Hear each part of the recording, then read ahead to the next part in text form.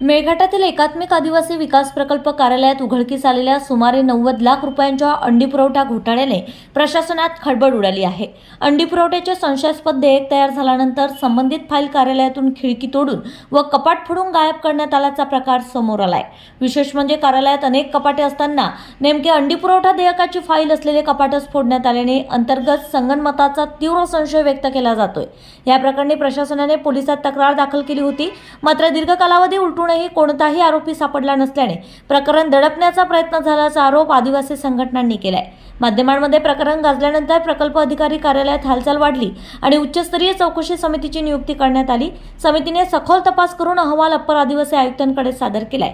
या अहवालाच्या आधारे प्रथमदर्शनी जबाबदारी निश्चित करत संबंधित 3 अधिकाऱ्यांना कारणे दाखवा नोटीस बजावण्यात आली असून पुढील प्रशासकीय कार्यवाही सुरू असल्याची माहिती उपायुक्त श्रीकांत धोटे, अप्पर आयुक्त कार्यालय अमरावती यांनी दिली आहे।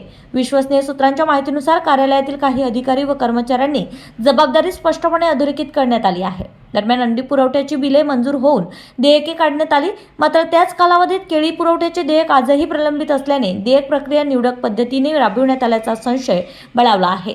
प्रत्यक्ष पुरवठा करणाऱ्यांचे देयक थकवून दुसरीकडे काल्पनिक अंडी पुरवठ्याच्या देयकाद्वारे निधी गहाळ करण्यात आल्याचा गंभीर आरोप अखिल भारतीय आदिवासी विकास परिषदेने केलाय।